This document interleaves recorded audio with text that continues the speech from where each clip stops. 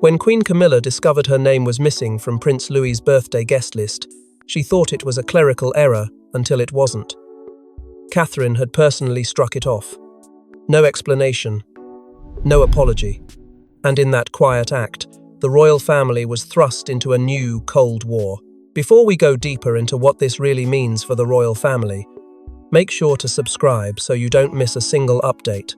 What should have been a simple, joyful family celebration instantly became something far more dangerous, a fault line cracking open at the very heart of the monarchy. Behind the polished smiles and carefully crafted public image, Catherine had taken the guest list into her own hands, reviewing every name with precision, intent, and quiet authority. This was not a delegation. This was not a formality. This was a decision made in private, with full awareness of its consequences. Senior palace staff quickly confirmed what Camilla feared most: it was deliberate. There had been no mistake, no oversight, no forgotten email. Catherine had looked directly at Camilla's name and removed it herself, a single stroke that carried the weight of years of unspoken tension. Inside the palace, the reaction was immediate and chaotic. Phones began buzzing before the public even caught wind of the controversy. Courtiers whispered in hushed corridors, advisors scrambled to assess the damage, and senior aides rushed into emergency meetings, desperate to prevent a private family dispute from becoming a full-blown royal crisis. The tension was suffocating, as if everyone could feel that this was more than just a birthday snub. It was a declaration. Some aides pleaded for calm, others for strategy, but no one could deny the chilling clarity of Catherine's message. William, caught in the middle, remained publicly neutral, his silence speaking louder than any statement ever could. To some, his refusal to intervene looked like weakness. To others, it felt like quiet support for his wife. Either way, his distance only deepened the divide, leaving Camilla to interpret his neutrality as abandonment at a moment when she felt most vulnerable. Meanwhile, behind closed doors, Camilla's fury reportedly burned hotter than ever.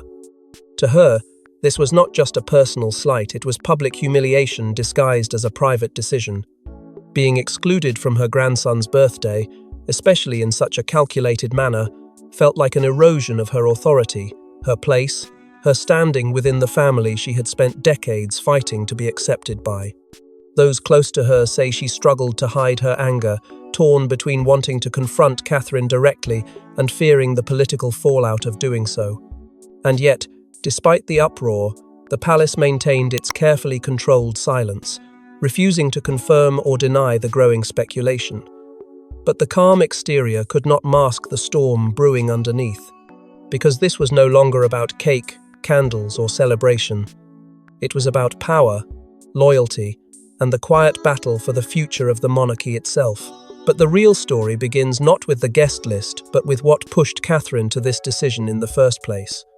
For the public, Louis's birthday is a charming family occasion, but behind palace walls, it's a political minefield. Sources say this year's planning revealed far more than party favors. It exposed years of buried resentment. What began as a cheerful planning session quickly spiraled into a silent, high-stakes conflict that no one outside Kensington was meant to witness. Aides were told this birthday would be smaller, more intimate, family only. But that seemingly innocent phrase soon became the center of a bitter debate.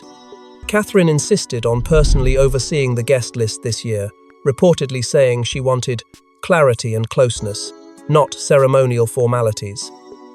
At first, it seemed like a reasonable request. But as names were discussed, tensions bubbled beneath the surface.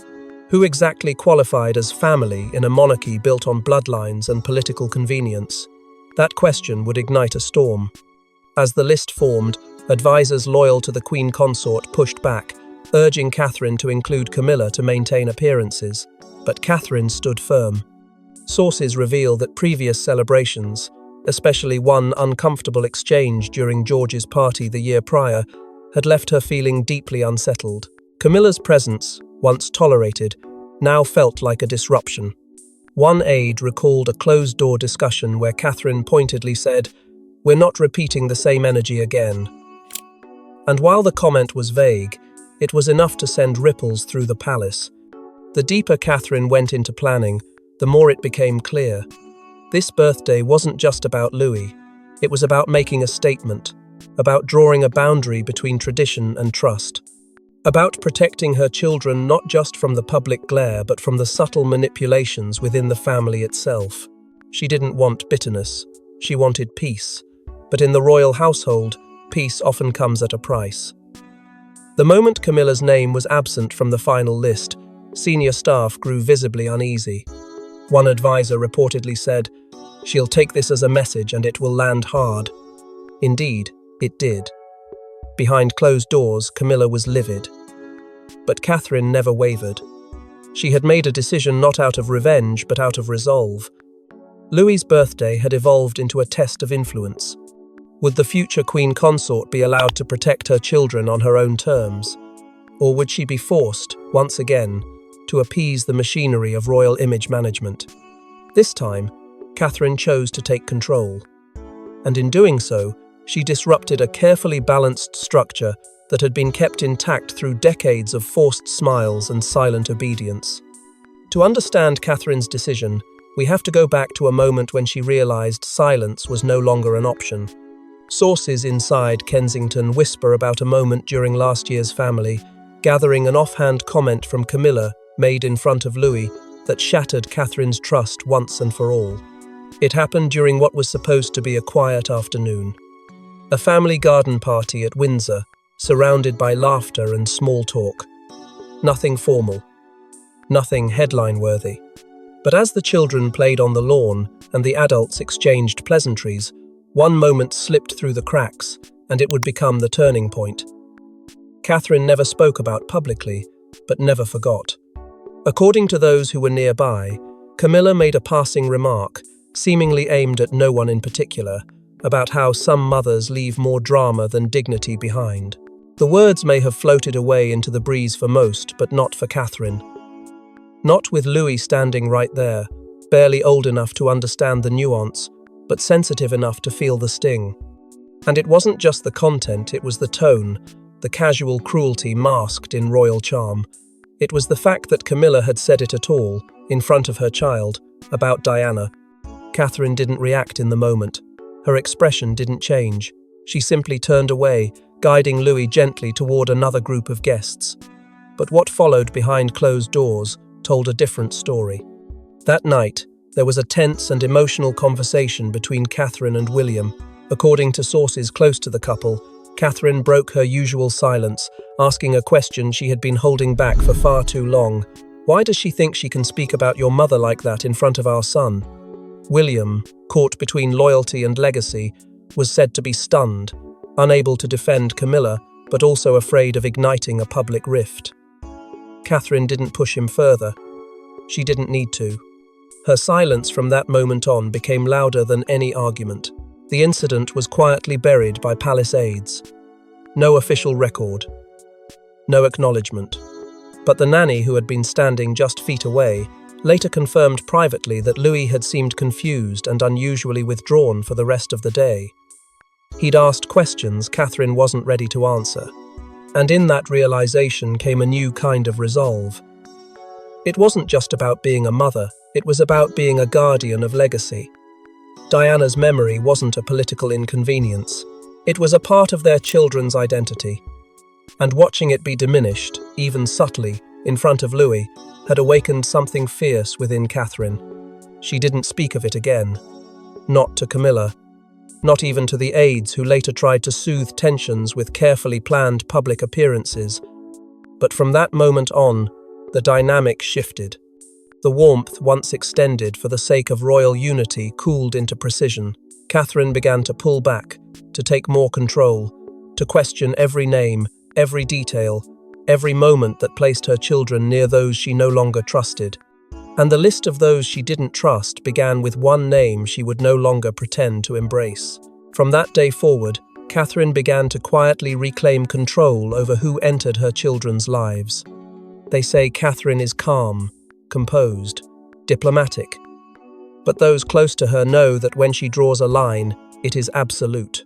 And with Camilla, that line was about more than just one event. It was about everything. In the aftermath of that garden incident, something inside Catherine shifted. It wasn't dramatic, at least not outwardly. There were no shouting matches, no grand gestures. But beneath the surface, a quiet reckoning was unfolding. The role she had accepted with grace for over a decade, dutiful wife, future queen, peacemaker, was evolving into something sharper, something stronger. She began watching more closely. Not just what was said in public, but what was whispered behind palace doors. Not just how the press shaped the narrative, but who shaped the press. It became clear that subtle influence was everywhere, often cloaked in tradition, protocol, or the ever-handy excuse of what's best for the monarchy. And more often than not, that influence led back to Camilla. As her public image soared, Catherine began to recognize something else. Power, real power, was shifting toward her. The people saw her not as an ornament of the institution, but as its future. Her composure was not weakness, it was endurance. Her silence was not submission, it was strategy. That realization gave her the strength to act, to assert.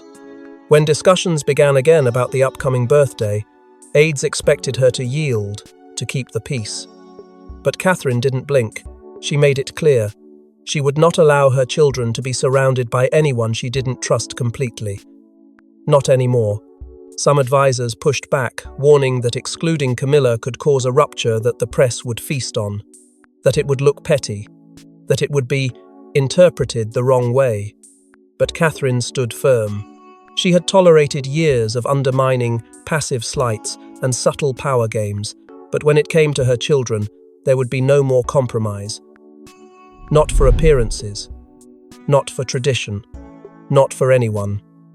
William, aware of the implications, offered no resistance. Though he chose not to make a public stance, those close to the couple say he privately supported her decision without hesitation. He had seen the cost of silence before. He wasn't going to ask his wife to pay it again. Tensions finally boiled over during a closed-door meeting with a senior aide widely known to be loyal to Camilla.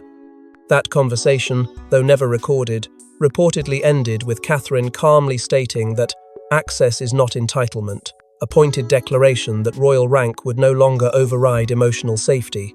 For those in the room, the message was chillingly clear. Catherine was no longer asking. She was directing. And from that moment on, the tone inside Kensington Palace changed. Staff began to understand. The old rules no longer applied. Catherine had drawn her line not with words, but with actions. Not with drama, but with resolve. The monarchy may have taught her to smile, to nod, to wait, but it had also taught her what not to become. And that knowledge would become her greatest weapon. But Camilla wasn't going to take this silent removal lying down. She had her own message to send. Just days after the guest list debacle, a suspicious leak from Camilla's upcoming memoir surfaces, featuring a veiled swipe at Catherine's obsession with legacy. Coincidence? Palace insiders don't think so. It appeared without warning, first in the inboxes of select royal correspondents, then trickling out through carefully worded headlines. An excerpt allegedly from the draft manuscript of Queen Camilla's long-anticipated memoir detailing her reflections on life within the palace. Most of it was benign, filled with expected nostalgia and carefully crafted anecdotes. But buried deep in the middle was a line that ignited instant backlash. Without naming Catherine directly, Camilla described a new generation of royal women who have confused curated elegance with earned strength, those more concerned with legacy than loyalty. It wasn't a direct attack. It didn't need to be. Everyone understood who she meant. And after her abrupt exclusion from Prince Louis's birthday celebration, the timing of the leak sent a message louder than any formal statement could. The press seized on it instantly. Queen Camilla's subtle shade splashed across headlines. The leak, strategically released days after the guest list scandal, was now being viewed as retaliation cloaked in literary flair. Royal aides tried to downplay it, but they couldn't ignore the fact that the leak had reached only certain outlets, those with long-standing, behind-the-scenes ties to Camilla's communications team. The public began connecting the dots, and what should have been a quiet family event was now a full-blown PR storm. Louis's birthday was no longer the story Catherine and Camilla's Cold War was. Behind closed doors, William's reaction was said to be explosive. For a man known for measured restraint, this was a rare breach of composure. He reportedly confronted senior staff, demanding answers on how the leak had been allowed to happen, and why no immediate action had been taken to protect Catherine from what he described as calculated sabotage. But the palace's response was silence. Charles, already walking a tightrope between his wife and his son's rising public image, said nothing. And that silence spoke volumes. To Catherine, it was confirmation of what she had long suspected, that in the face of conflict, the institution would always prioritize neutrality over justice. Camilla's camp, of course, denied any involvement. A spokesperson claimed the excerpt had been shared months ago in a private literary setting, and any interpretations were purely speculative. But by then, the damage had already been done. The leak had not only reignited tensions, but reframed them entirely. Catherine was no longer simply the Princess of Wales. She was now cast as a rival queen-in-waiting, challenging an entrenched system that would not yield without a fight. And while the royal media scrambles to control the headlines, a hidden piece of the puzzle quietly surfaces, one that will change everything. Buried in an old keepsake box, a handwritten note from Diana addressed "To the woman who protects them" emerges. And with it, Catherine finds the emotional clarity to make a choice she was once too cautious to consider. The discovery came quietly, almost as if fate itself had intervened. While cataloguing Diana's preserved belongings for archival storage at Kensington, a long-serving staff member, one of the few still trusted by both William and Catherine, stumbled upon a small, delicate envelope. Inside it was a single sheet of paper, folded with care, written in Diana's unmistakable hand. The message was brief, but its weight was undeniable. Addressed not to a name, but a role, to the woman who protects them. The note struck a chord so deep within Catherine that it left her speechless for hours. The words carried no bitterness, no resentment, only clarity born of lived experience. Diana warned of charm disguised as care, influence masked as support, and manipulation framed as guidance. And at the heart of it all, a single plea. Protect the boys from anyone who seeks to rewrite the memory of their mother to strengthen their own power. Catherine read it just days before she was due to finalize the guest list for Louis's birthday. Up until that point, Catherine had approached the situation with restraint. She had drawn boundaries. Yes, but part of her still wrestled with guilt. Was she overreacting? Would exclusion escalate things too far? But that note silenced all doubt. In Diana's words, she saw her own thoughts reflected back at her. This wasn't about protocol. This wasn't about personal grievances. This was about protection. The moment Catherine finished reading the letter, her decision became not only clear, but necessary. What had once been perceived by the outside world as a power move, an act of revenge or rivalry, now found its true shape: maternal defense. Catherine wasn't acting out of resentment. She was acting out of foresight, fueled by a woman who had walked the same halls, fought the same battles, and, in many ways, been left unprotected herself. The note reframed everything. Her resolve was no longer a matter of emotional reaction. It was purpose. It was legacy. It was Catherine stepping fully into her role, not just as the mother of a future king, but as a woman finally empowered to define the emotional safety of her family. Those around her noticed the shift instantly. Her tone, her confidence, her willingness to weather the storm, none of it wavered now. She was no longer asking permission to shield her children from toxicity. She was doing what Diana had never been allowed to finish. And while she never publicly referenced the note, its impact could be felt in every action she took. This was no longer about one birthday. It was about all the ones to come, and the kind of monarchy her children would inherit. Armed with Diana's words and her own conviction, Catherine does something unprecedented and final. In the wake of growing media chaos, the palace drafts an official statement to clarify the guest list controversy, but it never sees the light of day. And the reason why exposes a dangerous royal fracture. Behind the scenes, panic had begun to ripple through the royal household. As speculation over Camilla's exclusion from Prince Louis's birthday intensified, the pressure to regain narrative control reached a breaking point. The press had turned the celebration into a battleground, headlines divided between subtle condemnations and sympathetic defenses. In response, senior courtiers quietly began drafting a statement, a carefully worded explanation that would smooth things over without assigning blame. The chosen angle was simple. Camilla's absence would be attributed to a private health matter, one that unfortunately prevented her from attending. It was vague enough to calm the press, strategic enough to sidestep scandal, and familiar enough to preserve the illusion of unity. But there was one problem. Catherine refused to endorse it. When presented with the draft, she read it silently, and then, in front of senior staff, said only 4 words: "We're not doing this." Her rejection sent shockwaves through the communications team. It wasn't defiance for drama's sake. It was a principled refusal to participate in another palace illusion. She knew what the public would read between the lines. She knew the truth was not illness, but intention. And she knew that this time, she wasn't going to shield the monarchy from its own fractures. William, briefed within the hour, reportedly offered quiet but unwavering support. "Truth doesn't need spin," he told aides, making it clear that any attempt to force Catherine's compliance would be met with unified resistance. Still, some within the palace were not ready to abandon control.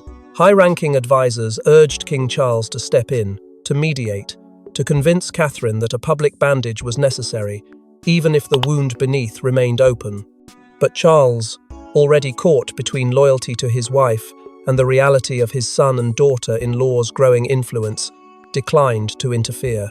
Sources say he admitted privately that he understood Catherine's decision even if he feared the long-term damage it might cause.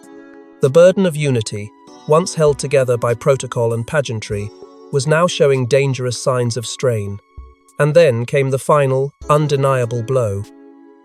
A leaked internal memo confirmed that Camilla had been briefed on the party weeks prior, but was never formally invited. The document contradicted every polite whisper of misunderstanding. It made the truth inescapable. The exclusion wasn't miscommunication, it was deliberate. And the palace, suddenly caught between 2 conflicting realities, could no longer sustain its polished silence. The very machine that had maintained the monarchy's image for generations began to buckle under the weight of its own contradictions. What had started as a family celebration had spiraled into a referendum on honesty, motherhood, and institutional control. Catherine had stood her ground, not just against a narrative, but against the system that believed it could script her decisions. And in doing so, she didn't just challenge tradition, she exposed it. But just as the dust begins to settle, Catherine makes one final move that rewrites the rules of royal parenting. What was meant to be a private family moment becomes a viral sensation when Catherine's heartfelt speech to Louis is caught on camera, revealing more about her royal stance than any public address ever could. It was a soft clink of glass against china, a quiet call for attention, and then Catherine stood. In a room filled with carefully chosen guests, those who had proven their loyalty, their discretion, she began to speak. No script, no cameras, no grand declarations, just a mother addressing her son on his birthday. But what followed wasn't just a toast, it was a revelation. Someone, perhaps innocently or perhaps with quiet intention, recorded the moment. And hours later, it was online. Within minutes, it had spread. And within the day, it was the headline that shifted the entire narrative. Catherine's words were gentle but searing. She spoke of courage, not the kind shouted from balconies or etched into medals, but the kind that whispers through quiet decisions. "We don't always choose our family," she said, "but we do choose who we let shape us." There was no need to name names. The subtext was thunderous. A pointed reference to Camilla's exclusion, veiled as a life lesson. And yet, the message wasn't cruel. It wasn't revengeful. It was protective, maternal, unapologetic. She told Louis that bravery often looks like silence, like kindness, like walking away from the noise. That strength wasn't always in confrontation, but in the ability to define your own boundaries without fanfare. Those who watched saw more than a royal mother. They saw a woman reclaiming her voice through the language of love. The public response was electric. Social media lit up with praise, not just for the speech, but for the dignity that wrapped every sentence. Commentators called it the most powerful moment of Catherine's royal journey, because in under 2 minutes, she reframed the story. No longer was she a duchess embroiled in a petty feud. She was a mother, making a choice to raise her children in truth, even when truth stung. What deepened the emotional pull was Louis's reaction. His eyes didn't dart. His smile wasn't for show. He listened. He understood. And when he reached for her hand at the end of her speech, it wasn't choreographed. It was instinctual. And that single gesture, the small hand in hers, became the symbol of everything Catherine had fought to protect. Her critics struggled to spin it. Her detractors fell uncharacteristically silent. Because how do you vilify a mother speaking gently to her son about strength?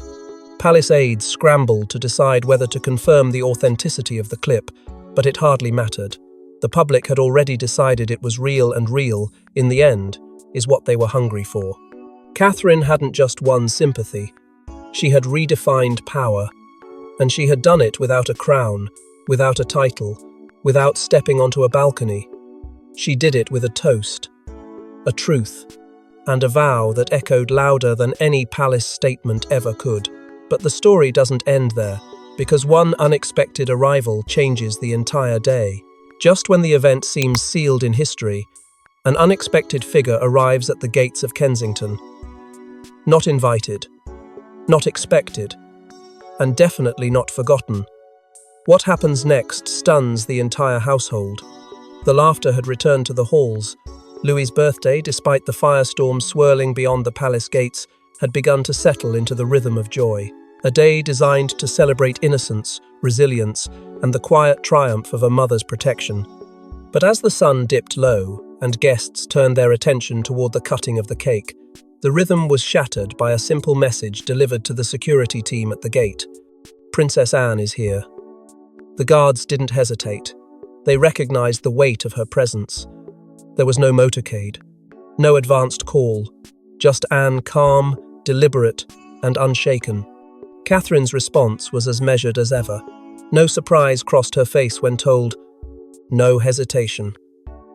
She nodded once, gave instructions for the gate to open, and resumed attending to her guests. But those who knew her well sensed the change in atmosphere. This wasn't just a royal visitor. This was a statement. Because if there was one member of the firm who understood what it meant to stand alone, shoulders squared against protocol, it was Princess Anne. She entered quietly, accepting no fanfare. There was no announcement, no royal greeting, no intrusion. Just presence. And in that presence was an entire message, a legacy, a lineage. A sister of the late Queen, the only daughter who had spent decades fighting her own battles without ever needing a headline.